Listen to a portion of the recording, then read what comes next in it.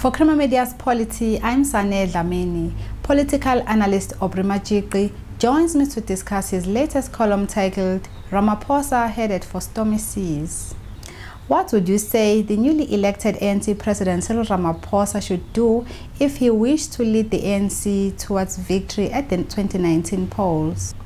Well, I think as we speak, he has started very well. Or the ANC after the Nazareth conference has started very well. Because the main challenge he faces is that of convincing South African voters that the ANC under his leadership will be different from the ANC as it was under the leadership of Jacob Zuma, and that it is an ANC that is prepared to reconnect with South Africans on the basis of a relationship of trust and honesty and commitment to the amelioration of the lives, especially of the poorest of the poor. An agenda that the ANC had effectively abandoned simply because of the politics of rent-seeking and corruption and an inward-looking political culture. But he must be realistic. He comes out of the Nazareth conference with a very weak mandate, with an ANC that is split in the middle, a top six leadership that is split in the middle, and an NEC that is split in the middle. But we must not be mechanical in suggesting that this presupposes a permanent state of paralysis for the party. Because, you know, people are loyal to the leader of the party, but not as loyal to that leader when he becomes the former leader of the party. And therefore the interests of those who were supporters of Jacob Zuma prior to the Nazareth conference will change as he becomes yesterday's man and Ramaphosa becomes tomorrow's man. The question is whether he can leverage that to his advantage. And do you think that suspending the KZN and Free State PECs is a step towards the right direction? Well, I think there are two things that the ANC under Ramaphosa will try to do. It will try, first of all, to send a very strong message that it is committed to rooting out corruption. So if you see the steps that have been taken with regard to the Eskom crisis, and we are beginning to see parts of the criminal justice system coming to the party, particularly the asset forfeiture unit, the announcement of a commission of inquiry by President Jacob Zuma, things that are continuing with momentum that started before the Nazareth conference. Because if you look at the SAPC inquiry in Parliament, the state capture inquiry in Parliament, there was already momentum building up towards making sure that the ANC begins to tackle the problem of state capture, corruption, rent-seeking, and so on. And it seems the ANC under Ramaphosa intends to continue with that momentum, particularly with the aim of sending a message to international investors, ratings agencies, and the markets that under his leadership, levels of uncertainty will fall or levels of certainty will rise. So that's the first thing. The second thing I think the ANC wants to do is to send a message to South African voters that it is not the ANC of the 2016 local government elections, nor is it the ANC of the 2014 general election. It is a new ANC, an ANC with new values, an ANC that is committed to new principles, but in a way to old values and principles of the ANC of Mandela, of Tambo, and so on. So I think the ANC under Ramaphosa will try to send that message to South African voters that it is the ANC that they know, the ANC that is committed to liberation and to a better life for all. If he succeeds with regard to both projects, then life is going to be very difficult for opposition parties in 2019, because I am certain that particularly the DA and the EFF, they were hoping that Nkosazana Dlamini Zuma would win. And therefore they would still be dealing with Jacob Zuma's ANC even after the Nazareth conference, which would make their job easier as far as demonizing the ANC in the eyes of voters is concerned. Now with Ramaphosa, with early signs of change, this makes the job of opposition difficult, and their job in 2019 is going to be difficult unless the ANC loses momentum, because we must remember we are talking at the moment about the first minute in a 90-minute match. He's always been promising to work towards eradicating corruption in our SOEs. What is your take on what has happened at Eskom? Now we see that we have the newly elected Eskom chair, Jabu Mabuza. Well, I think the choice of what has happened at Eskom was forced on him, was forced on the government, was forced on the finance minister, because Eskom faces the real danger of the World Bank either reassessing its stance when it comes to the 3 billion rand loan that it granted to Eskom, or recalling that loan, because Eskom is already in violation of some of the conditions attached to that loan. Ramaphosa needed to go to Davos as a new president of the ANC, who is not promising change, but who is demonstrating change. So I think the Eskom changes are about saying to the global community, global business, investors, ratings agencies, and the markets, that the ANC under his leadership is not going to be about promising change. It's going to be about change. And that is why he needed this decision before he went to Davos.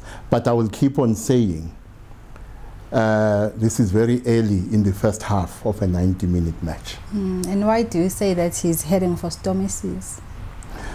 Well, you know, it's a sentiment that I felt very strongly at the time of writing, which I do not feel as strongly at the moment. I may feel it as strongly in a few months' time when we get into the second half of the match, or late in the first half of the match. You see, the sense I got is that his election was greeted with a sense of euphoria.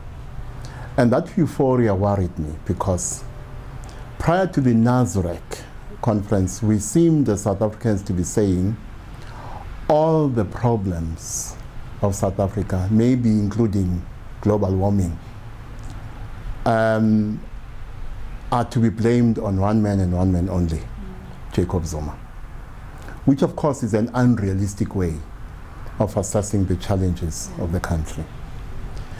And then Ramaphosa is elected president of the ANC, and now we've swung from that extreme to a new extreme. According to this extreme, all the solutions to all these challenges are going to come from one man, Cyril Ramaphosa. That too is unrealistic. And when I wrote that line, the point I was trying to make is that there may be a lot of disappointment between the two extremes. And therefore we need to moderate our exuberance and our expectations. Because if you look at the enormity of the challenges facing the country, it is highly unlikely that even with the best intention in the world, even if he becomes a two-term president of the country, if the ANC wins the election in 2019, his government will be able to tackle all these problems.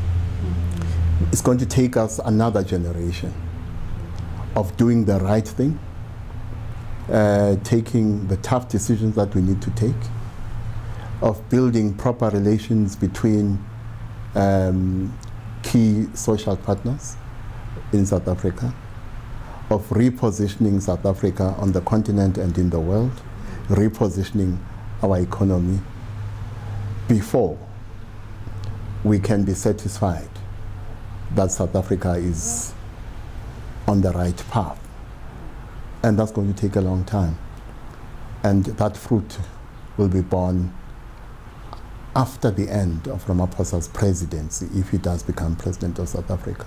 So there is a need for us to moderate our exuberance and euphoria about the election of Ramaphosa as ANC president. And he's also said that President Jacob Zuma mustn't be humiliated. Do you think he's worried about the voters, of how maybe they might react come 2019 elections? President Jacob Zuma himself, honestly or dishonestly, confessed that the aftermath of Mbeki's recall is the reason, or one of the reasons, the ANC has become so factionalized and unstable. Of course, Jacob Zuma, when he talks, you get the feeling he's going through an out-of-body experience. In other words, he had nothing to do with the factionalism. All these bad things that have happened in the ANC have absolutely nothing to do with him. If they have something to do with him, he's a victim of the forces that created the factionalism. There is a sensitivity within the ANC about managing the transition from Zuma to Ramaphosa, or the next president of the country, or Zuma's exit, in an elegant fashion. There's also a sensitivity to ensuring that the manner of his departure must not be humiliating to his supporters. Because if it is humiliating to Zuma, it may elicit a response from his supporters inside the party that may cause instability in the party. So the sense I get is that Ramaphosa does not want a messy exit. He wants it to be smooth. He wants it to be clean. But the supporters of Jacob Zuma must not overestimate their influence. Yes, the party is split in the middle, but the party is not going to be split in the middle on every issue. So that's the mistake we must not make. The party will be split in the middle on certain issues and will not be split in the middle on others, which means there will be times when there is consensus in the party to the disadvantage of Jacob Zuma and his supporters. And this may extend to the decision about whether he should be recalled or not. So what the president must bear in mind is that the allies of the president of the ANC are not always going to be the allies of the former president of the ANC. And therefore the support they were prepared to give to the president of the ANC may not be the support they want to give to the former president of the ANC. And therefore the assumption that if Zuma is recalled, his supporters will cause instability in the party may be incorrect, because what they may foreground are their interests. And because they are forward-looking, not backward-looking, and because in their eyes Zuma is yesterday's man and Ramaphosa is tomorrow's man, it's highly unlikely that their fidelity will be stronger towards the past than it will be towards the future. Why do you say he must guard against the two emerging centers of power? The two centers debate arose in a context much broader than the narrower context of managing the two centers of power in the transition period between the end of an ANC national conference and the next general election. It arose in 2007 because former President Thabo Mbeki sought a third term as ANC president. So if he had won in Polokwane, the person elected president of the country, the ANC's presidential candidate, would not have been the ANC president. So which would mean during that presidential term of the country, the president of the ANC would be a different person. So during that term, you would have this tension between the two centers of power. In fact, at the 2007 policy conference, the issue was one of the key debates, if not the main debate. And conference seemed to be moving towards adopting a resolution in which it would say that the president of the ANC must be the ANC's presidential candidate in 2009. Now, this coming 6 months before the ANC's national conference in Polokwane would have been a vote of no confidence in a sitting president of the ANC, Thabo Mbeki. So I think to save Thabo Mbeki's face, Kgalema Motlanthe comes with an elegant compromise. So it doesn't change the resolution, it simply says add one word, preferably. So the resolution is preferably the person elected ANC president in Polokwane should be the ANC's candidate in 2007. And then the Polokwane conference endorsed that position. In my view, I still think it's a strategic mistake for the ANC to lock itself into that. I think it should be flexible, because there may be times when it elects a disaster as its president and does not want that president to be head of state. So there may be times when the president of the ANC must not be the president of the country. It's quite possible, actually, that we are from such a time that it was fine for President Zuma to be ANC president because that was unstoppable, because of internal party dynamics. But maybe he should not have been the president of the country. And therefore, the ANC must give itself space, allow itself the flexibility that will save it should the day come when its president must not be the president of the country. Now, of course, the challenge Ramaphosa faces now is how is he going to manage what is going to be a tension between Luthuli House and the union buildings. So when he talks about things such as Zuma must not be humiliated, it's part of the process of managing that tension. Now, bear in mind that the transition from the Nazareth conference to the next election is about 18 months. That's too long. So what the ANC must do is to think about the possibility of aligning its internal electoral cycle to the country's electoral cycle, so that the ANC National Conference comes as close as possible to the general election, and the transition period is therefore much shorter and easier to explain. The current situation is untenable, and because it is untenable for me, there's only one option: Zuma must resign. And lastly, tell us your view. Recently, CFO at Eskom, Anoj Singh, resigned. Do you think heads of generations at the parastatal Majela Gogo will follow suit anytime soon?